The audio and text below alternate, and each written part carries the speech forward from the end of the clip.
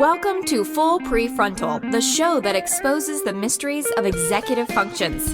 This show is a collection of conversations about the role of the prefrontal cortex, which impacts your focus, planning, problem-solving, emotional balance, and independence. These conversations will introduce mental tools that will empower you to shift your mindset for a successful life. And now, here's your host, Sucheta Kamath. Okay, welcome back to Full Prefrontal, where we are exposing the mysteries of executive function. I am here with our host, Sucheta Kamath. Good morning, Sucheta. Good to be back in studio with you. So today, you're going to talk about the shroud of mystery and theory of mind. What do you mean by that? Yes, Todd, good morning to you. And this is very exciting that we're going to talk about theory of mind. So I am going to describe to you an opening episode of 1960s mystery show. And the title of this episode was called No Shroud for Shane. This is a story about a private detective, Michael Shane, who returns from a 3-day fishing trip and walks into his office and greets his secretary with a great cheer. The secretary is on the phone, and Michael has not processed this, but it appears that she is in a state of shock. She's on the phone and she's answered something or heard something on the phone. Clearly, the viewer can tell that she's in a state of shock. And when she sees Michael at the door with a big, bright grin and chipper mood, she gets out of her chair and walks towards him in a staggering manner, trying to say something, but the words are just not coming out. And you can tell that she's completely beside herself and she just sounds very confused and out of sorts. By now, Michael Shane himself, the detective on the show, has realized something is wrong as his face changes radically from carefree, joyful mood to confusion and concern. And by now, the secretary has collapsed in Michael Shane's arm and she has fainted. So the viewer, then the camera pans and you can see that Michael Shane has lifted the secretary up and taken her to the sofa in the office, and he is trying to wake her up. What goes through your mind as a viewer at this point is who was on the phone and why was she acting so strangely? And what does Michael Shane think of all this? And basically what's going on? Nothing is clear. Now, at this point, there is a knock at the door and a young man delivers a large flower arrangement, which and continues to say that too bad about that Shane fella. I hear he was a good guy. Now, you can see Michael Shane stands up toward and walks towards the flower arrangement. He has this strange look on his face, and he goes and reads the note that says, "Farewell, Michael."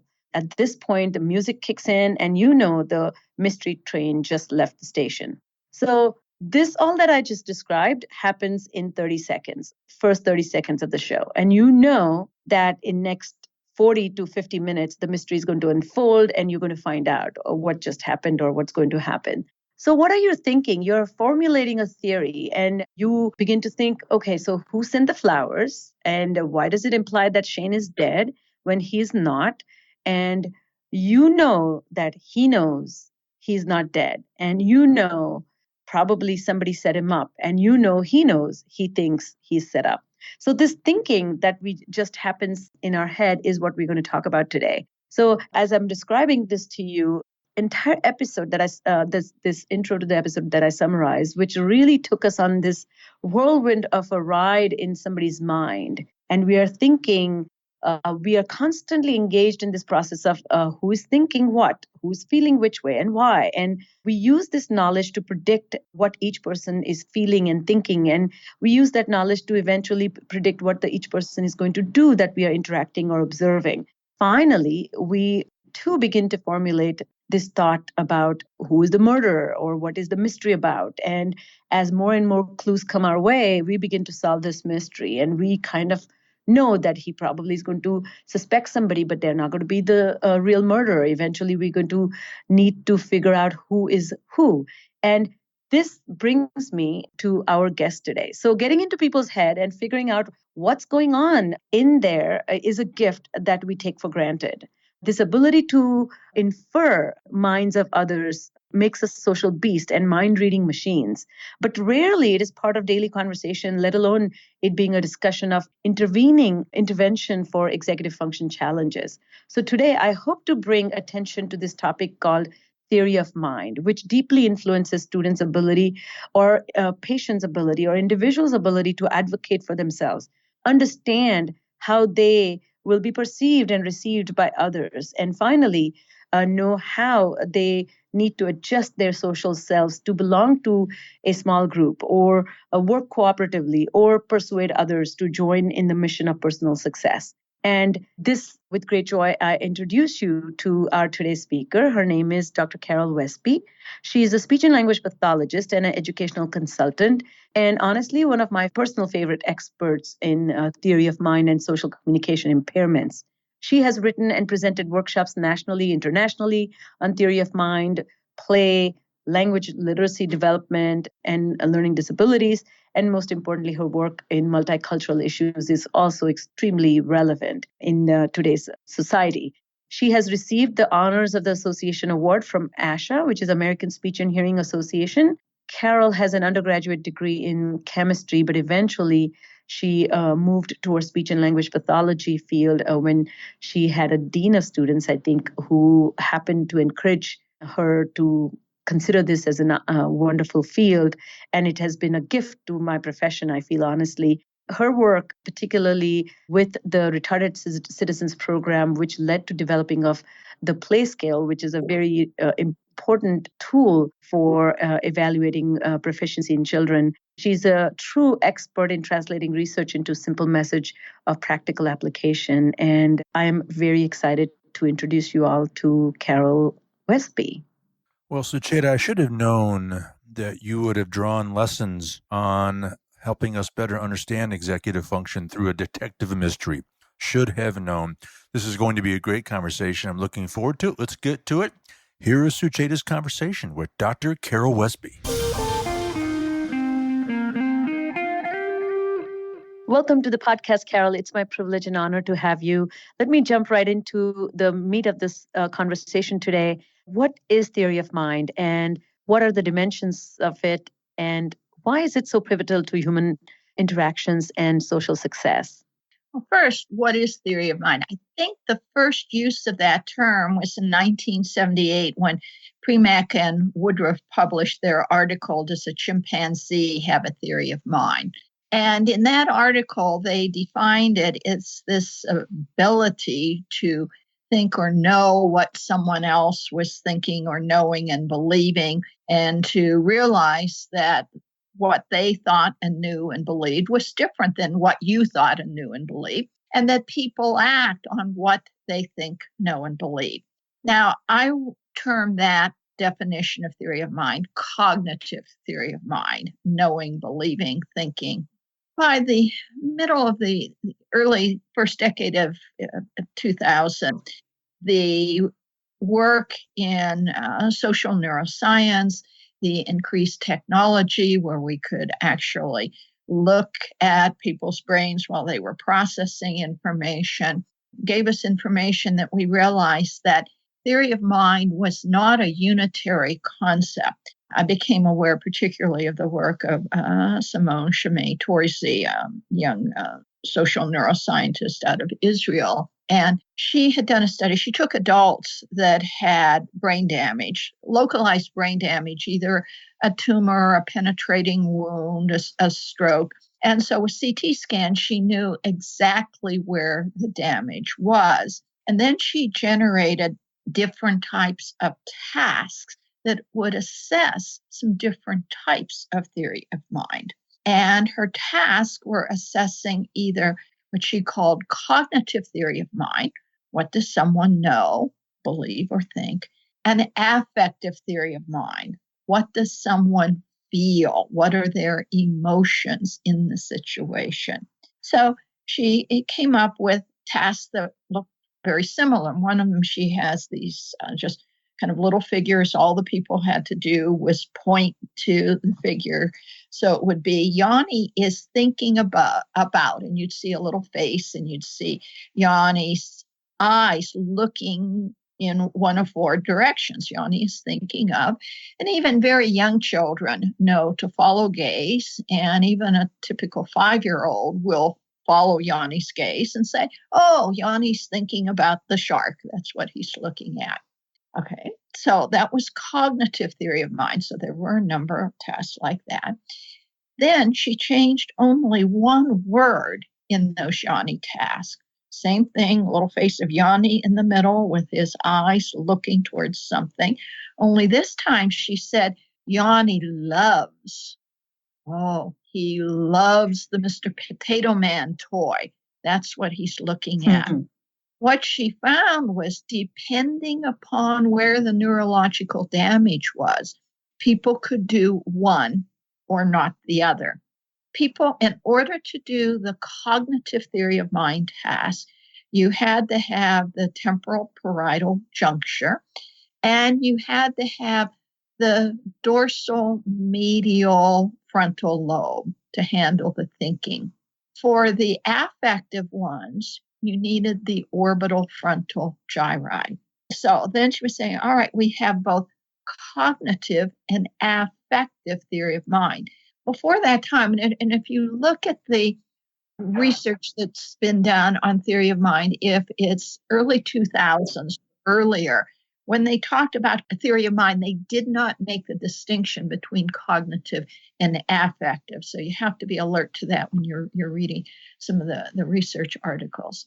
So she established there's both cognitive and affective, and that's been well established now by many other individuals with a variety kinds of tasks. Couple of things, if you can clarify for those who have actual no exposure or understanding of theory of mind. But this is the ability that allows us to really see that if I love vanilla ice cream and there's chocolate and vanilla, some people actually may not like vanilla. So the thing, it's a good idea to have chocolate because they may go for chocolate. So this influences the way we, for example, shop, or when we're having a party, what kind of food we choose, or it kind of also perspective on when we're in a conversation, what information we tell people, not assume that they already know, right? Those are the ways it influences. Can you comment a little bit on that? Your understanding that someone else might think something differently than I do.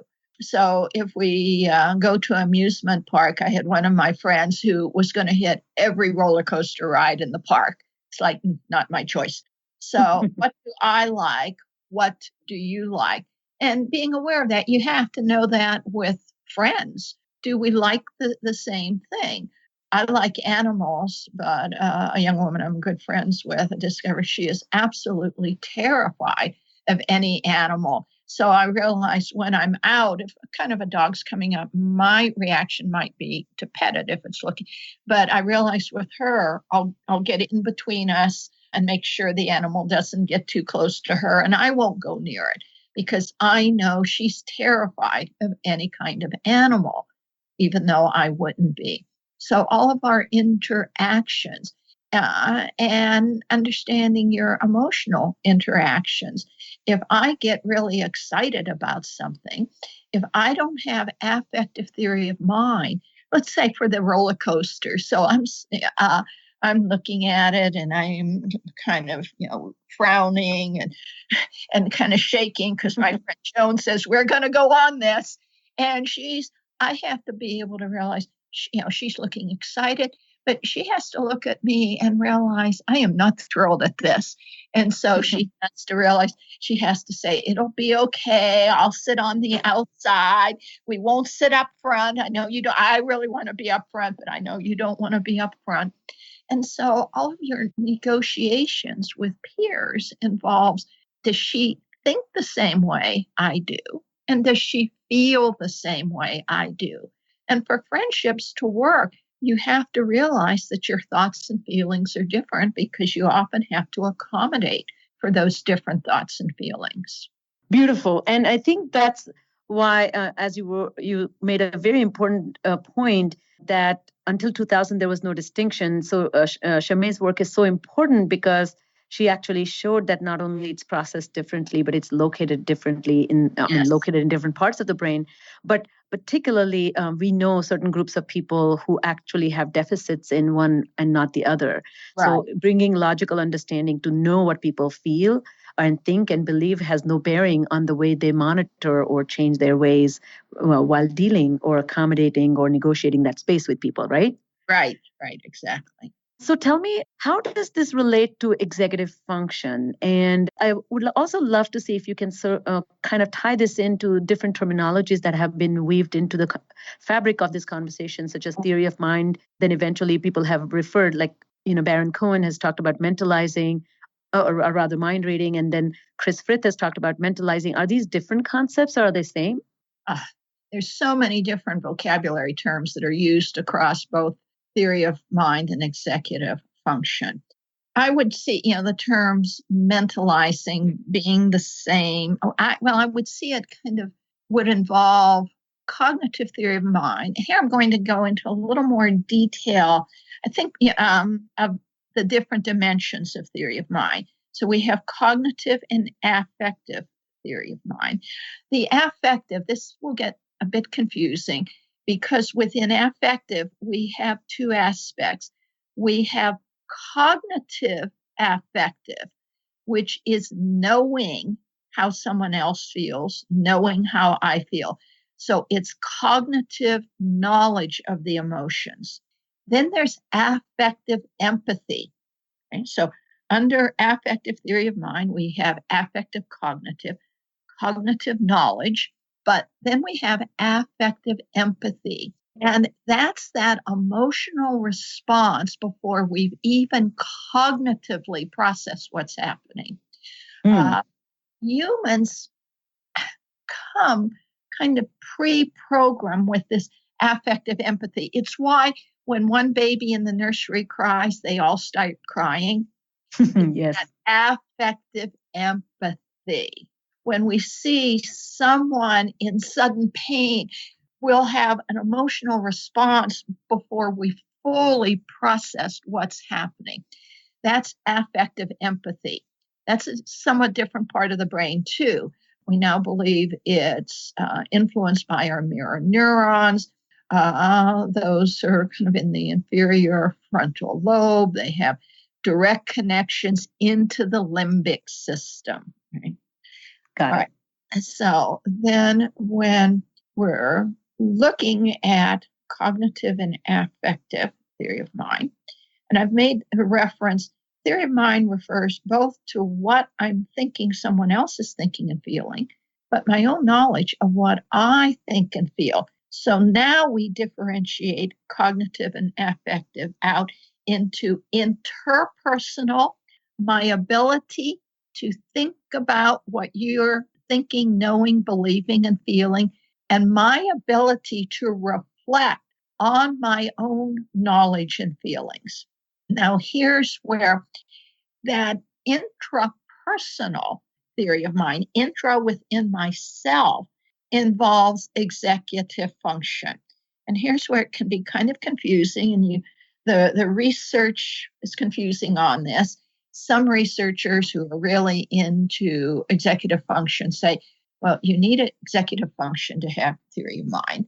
And other people say, no, you first start kind of becoming aware of yourself, and that develops executive function. Clearly, whatever's going on, there's a tremendous overlap between the two. The research varies depending upon what age they look at these relationships, what executive function tasks they look at. But clearly, that intrapersonal theory of mind is very much overlapped with executive function. And in fact, if you look at the research in executive function where they talk about hot and cold executive function. Yes, they're not. Yeah. Yeah. Cold executive function is handled in the parts of the brain that are involved in cognitive theory of mind. And those cold executive functions are things that don't have emotionality to it. So it's completing like that little Tower of Hanoi task where you have to move the little circles over the different pegs and get them all stacked up. That takes some planning and thinking, but you're usually not emotionally upset over this. That's different than the marshmallow experiment, where there's Yes. one marshmallow. If you let it alone and until I come back, you'll get two. That's considered a hot executive function task because you're looking at that marshmallow and you're smelling it and you really want it right now. The hot tasks, executive function tasks, involve more orbital frontal areas. The cold tasks, more temporal parietal and dorsal medial frontal. So there's a tremendous overlap. Clearly, executive function and intrapersonal theory of mind. I don't even know if I would totally distinguish them. In some ways, I kind of see them as one and the same, because intrapersonal theory of mind, what do I know? What don't I know? How am I feeling? You've got to register all of that to implement executive function.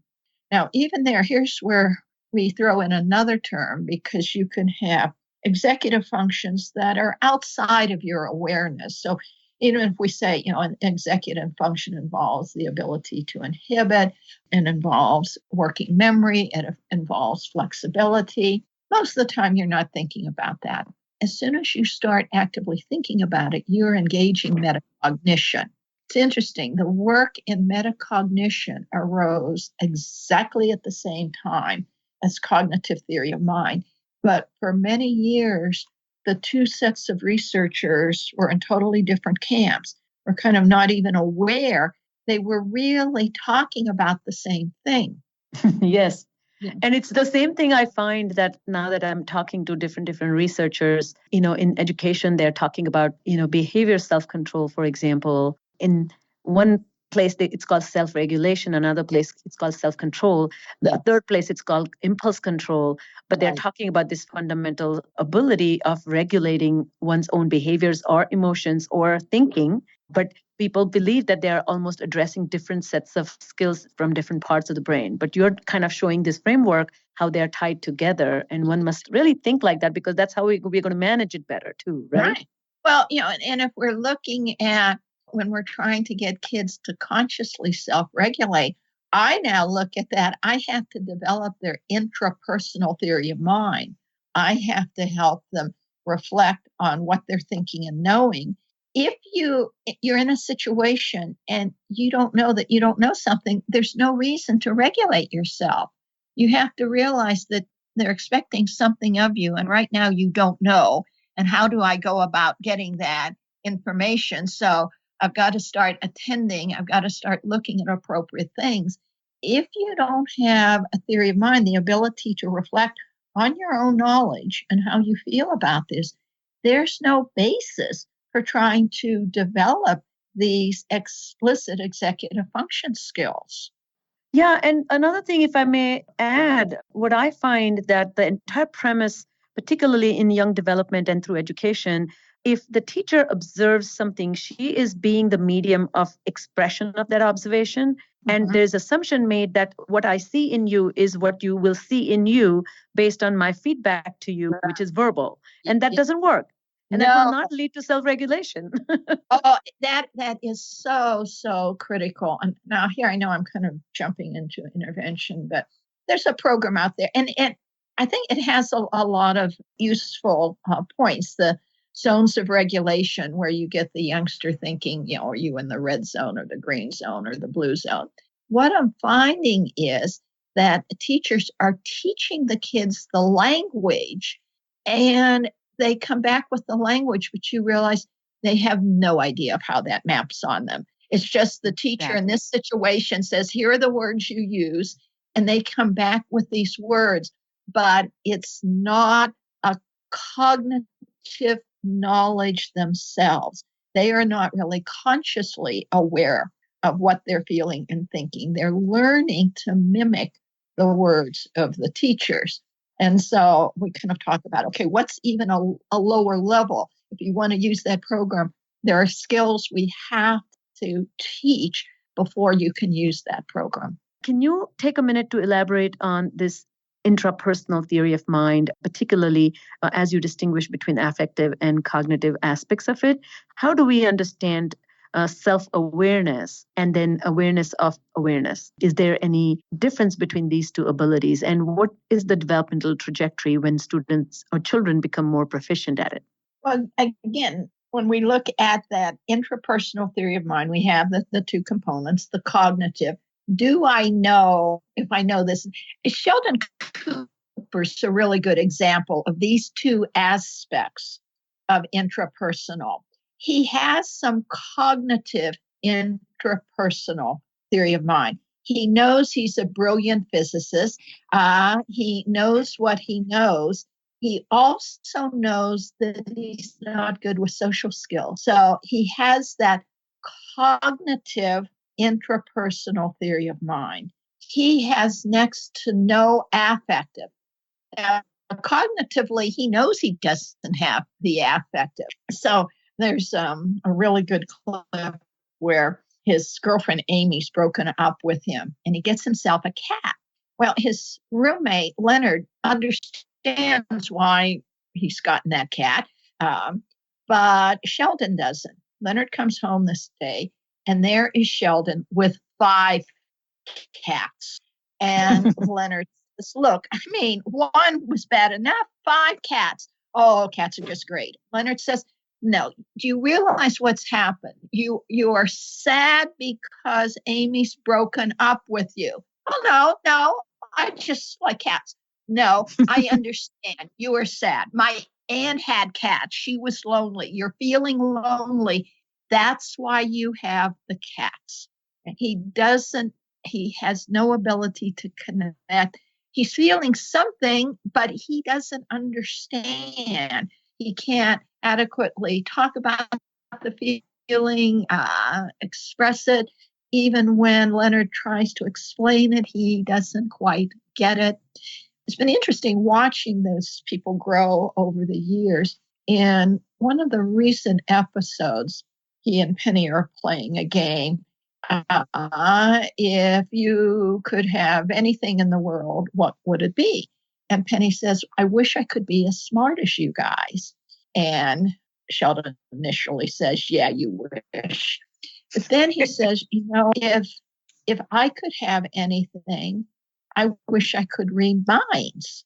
And Penny That's so beautiful. A fortune teller. And he said, no. He said, you can do something I can. He said, you always know how someone feels. And I don't know. And I can't figure that out. And I really wish I could. So it's interesting. He has some cognitive awareness of what he's missing. So there's that cognitive intrapersonal.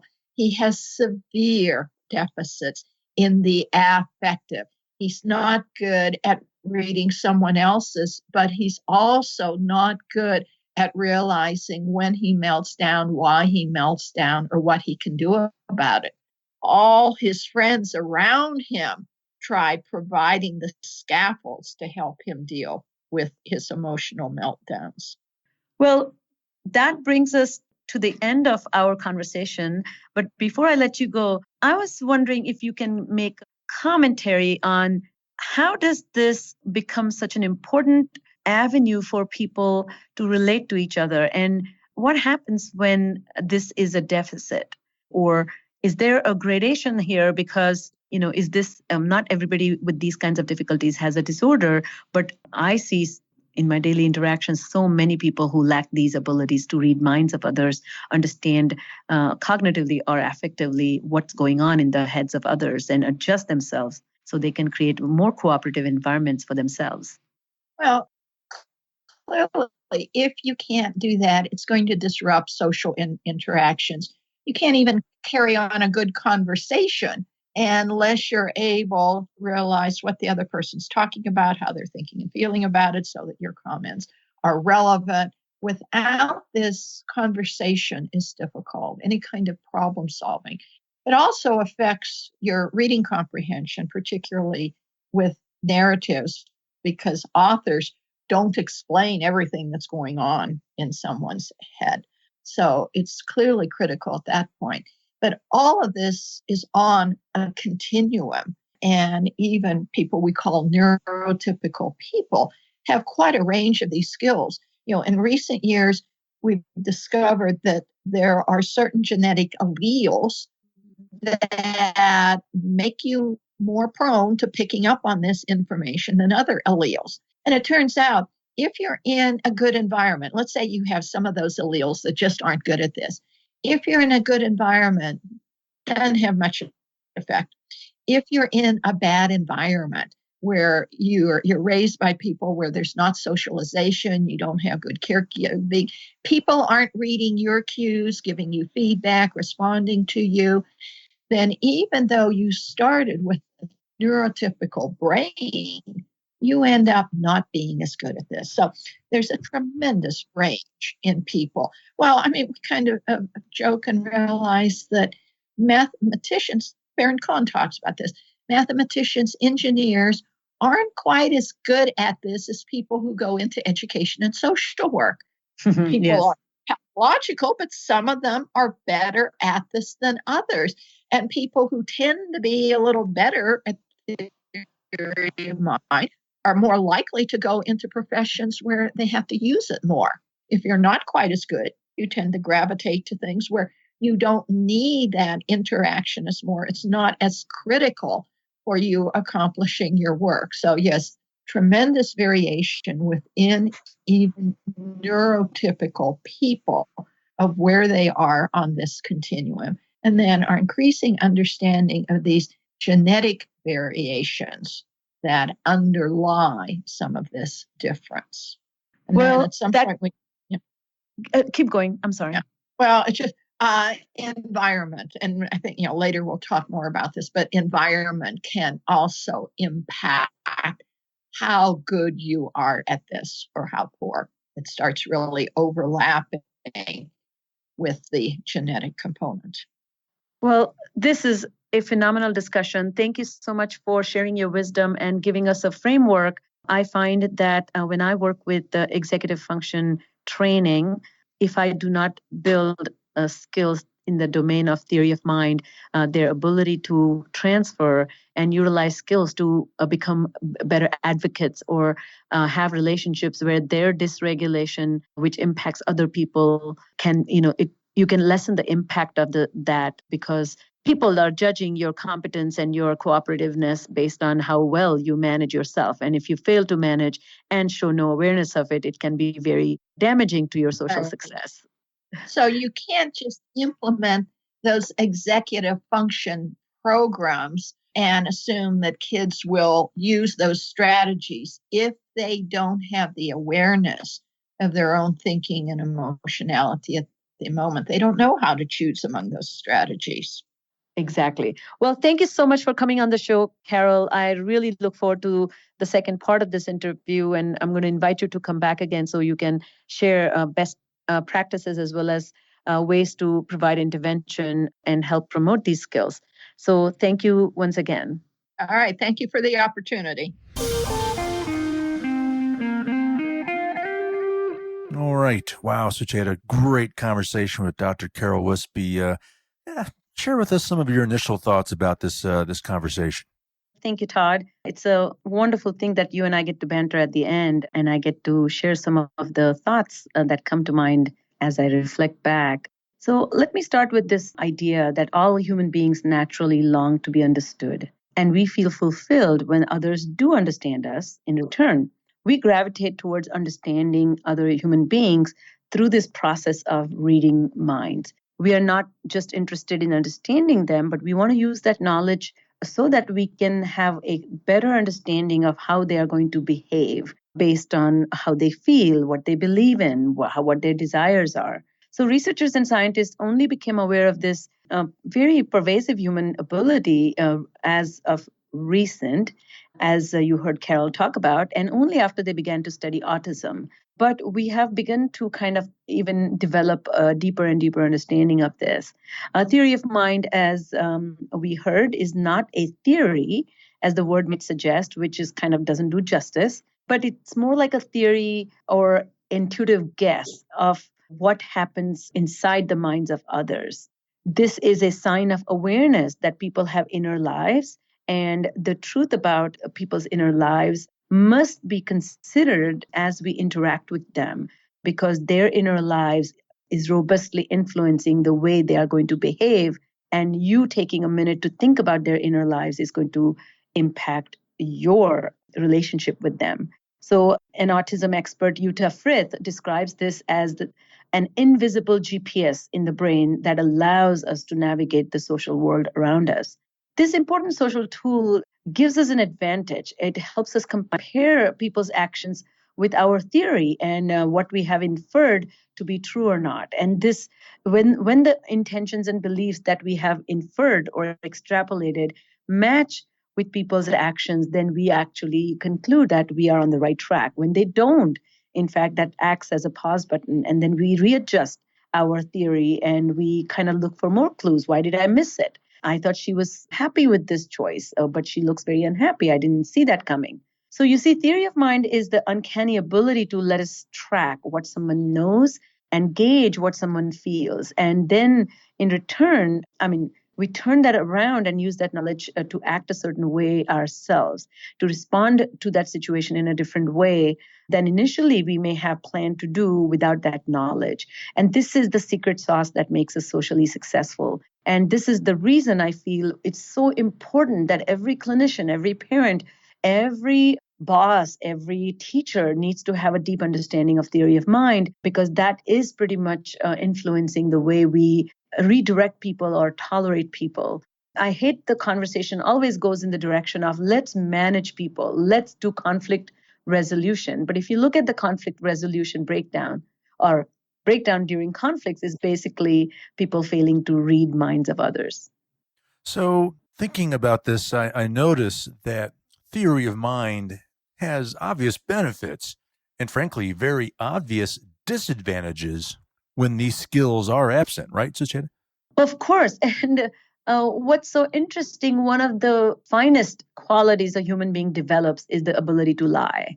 And this ability to lie is a sheer product of strong theory of mind.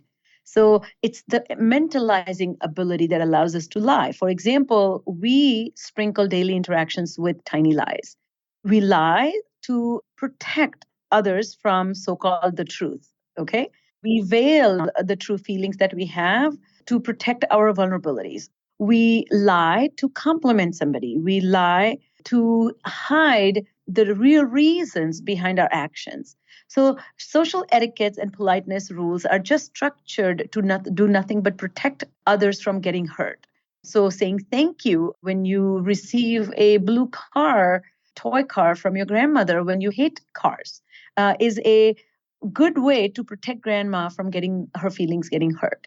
And when, of course, the lack of mentalizing or of weaving the knowledge of theory of mind can create social disadvantage where people speak without a veil. And these people then develop a huge nakedness in a social context that they tell it like it is, or they often disclose thoughts of other people which were veiled intentionally by somebody. So it's like saying, my children picking up the phone. This used to happen, of course. You have seen this in olden shows. Now it's cell phones, so not so often, but picking up the phone and saying, a 10-year-old boy saying on the phone that my mom wants me to tell you that she is in shower when she's sitting right here, So revealing what the truth is without putting the veil on it to protect people in conversations is absent. And that can create a huge disadvantage. And this disadvantage actually becomes such a sore point in social communication that you don't want to hang out with a person with poor theory of mind skills, because that person is going to rat you out. This person is going to behave as if he doesn't got you back. He's going to act as if he doesn't understand the social drama that's going on. And so, in fact, this person is going to become a disadvantage to your own social progress. Am I making sense? Making perfect sense, Sucheta. And, you know that I have a mother in late stage dementia, Alzheimer's, and there is no way for me to engage with her socially without a bunch of little white lies. I mean, that's the only way we can engage in a relationship with her. I'm not saying that in a mean, snarky way. I mean, you understand that disease. I mean, that's the only way we can survive in a relationship with her that has any semblance of normalcy and pleasantness. So I get it. So closing this conversation, walk us through how you would connect executive function to theory of mind. Yeah, that's a very good point. I think I have defined executive functions in this podcast many times, but here you go. One more time, I'm going to take the liberties to explain, but executive function skills refer to the set of skills or processes that are essential to control and execute complex behaviors. They include things like planning, working memory, maintaining and shifting a mental set in a flexible manner, and inhibiting a response when a different response is called upon. This is particularly important. This process of executive control is particularly important in novel situations where a same old or routinized response needs to be replaced with a novel response because situations have undergone small changes. Theory of mind allows you to judge what has changed. And what has changed is the inner life of people has changed. So two people are in conversation and suddenly, I'll give you an example. My brother came into town yesterday and we went out for dinner. And he was talking about a very interesting situation that happened in his company. A very senior director was called from India to do training for this massive project, multi-million-dollar project for the company. And to welcome him, they had a small get-together with the client as well as the company partners here in this country, in US. And during the evening, this was, as my brother and I pleasantly described, was an FOB, fresh off the boat. He had never never lived in US. He had visited it a couple of times, but as a tourist. And so he needed to be in US for several years to execute this project and supervise it. And he was in charge of 30,000 people. So imagine the scope of this project. And so he gets introduced to the client and imagine, they're having a conversation and this fellow from India who's FOB, just fresh off the boat, begins to talk about where he's going to live in the city. And he openly begins to talk about not so-and-so neighborhood and not so-and-so neighborhood. It's definitely not that neighborhood because such and such population lives there. And you know what he's referring to. And this racial bias that he carried with him came from a place of ignorance, but also failing to read what is appropriate at workplace. My brother and I were laughing about this because he and I grew up in a household where we were advised that if you are not sure, don't say. And don't expose yourself. And so this man, in 3-4 back-to-back conversational references, made reference to African American population and his views about it, and which projected, of course, nothing but racist attitude and preconceived notions that were not portraying the company in a favorable manner. And that night, his boss got a phone call that the man from India was asked to return back to India, and the project was retracted. So this is the danger that exists when you don't have the capacity to deploy your executive function using the theory of mind knowledge, which is what I should not do, the impulse control. What should I do instead of planning? How do I respond to somebody who's critical of me? How do I say something when somebody's not cooperating with me? Those are the things that go into executive function management using theory of mind. So the most important thing I want our listeners to take away from this conversation is that a theory of mind delays in children or actual deficits in developing theory of mind are quite pervasive, and they are than one can imagine. So often this is associated with autism spectrum disorder, but in fact, they are quite evident in many developmental disorders, including social communication disorders, language impairment disorders, traumatic brain injury, ADHD, Parkinson's disease, dementia, as you mentioned, your mom's case, and behavioral and psychiatric condition. So in childhood, if it's not detected in a timely way, and if children don't receive appropriate support and intervention, they can become these adults who don't have the skills that make them employable or makes them easily become part of a larger community. So we run big risks in not addressing theory of mind. And that's why I think it's really, really important to take time to understand theory of mind. Yeah, that's what you just said. I was just thinking that you can't engage in the workplace if you have poor skills here. Fascinating stuff. All right, it's all the time we have for today. On behalf of our host, Sucheta Kamath, and all of us at Cerebral Matters, thank you for tuning in and listening today. We look forward to seeing you again next week in our second conversation with Dr. Carol Westby. We'll see you next week. Thank you for listening to Full Prefrontal, Exposing the Mysteries of Executive Functions. To contact our host, Sucheta Kamath, and learn more about her work on improving executive functions, visit her website at cerebralmatters.com. That's cerebralmatters.com. Tune in next week for the next informative episode of Full Prefrontal.